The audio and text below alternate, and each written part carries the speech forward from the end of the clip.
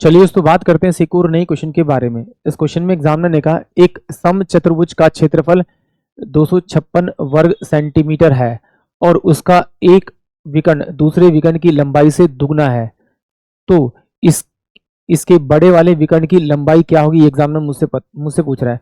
तो मुझे पता है कि भाई जो समचतुर्भुज होता है, रोम्बस होता है, उसके डायगोनल इनटू में डायगोनल यानी विकर्ण इनटू विकर्ण को मल्टीप्लाई करूंगा और 2 से भाग करूंगा, तो मुझे क्या मिलेगा, उसका क्षेत्रफल मिलेगा।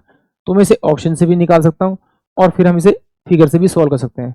देखिए इसने एग्जामिनर ने मुझसे क्या पूछा, बड़े विकर्ण के बारे में पूछा। अगर ये मेरे पास में बड़ा है, ये बड़ा है, तो दूसरा इसका आधा होना चाहिए, यानी कि ये 32 है तो इससे दूसरे वाला कितना होना चाहिए, 16 होना चाहिए। और इसको अगर 2 से भाग करूंगा, विकर्ण ए और विकर्ण दो इसको सॉल्व करूंगा तो ये मेरे पास में 16 आएगा और 16 16 256 होता है, यानी 256। यानी कि ये वैल्यू मेरी वेरीफाई हो रही है। इसका मतलब ऑप्शन ए मेरा इस क्वेश्चन के लिए करेक्ट हो सकता है। अब जरा चेक करते हैं, अगर आपको इस तरह से सॉल्व करने पे एक से ज्यादा आंसर्स मिले तो फिर आप फिगर बना के कर सकते हैं। कैसे, जरा देखिए, फिगर ले लेते हैं।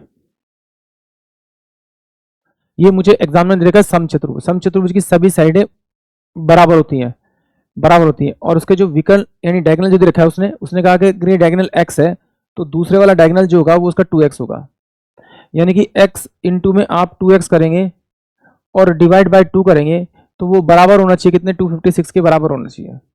इससे अगर इसको सॉल्व करूंगा तो x इक्वल टू में कितना हो जाएगा, आपका 16 हो जाएगा। तो एक मेरे पास में विकर्ण जो आ गया वो 16 आ गया, तो उससे बड़े वाला जो मेरे पास विकर्ण होगा वो 2x होगा, यानी कि 16 दूनी 32 होगा। यानी कि ऑप्शन जो मेरे पास में आपका ए होगा वो इस क्वेश्चन के लिए करेक्ट होगा। आई होप आप सभी को क्वेश्चन समझ में आया होगा।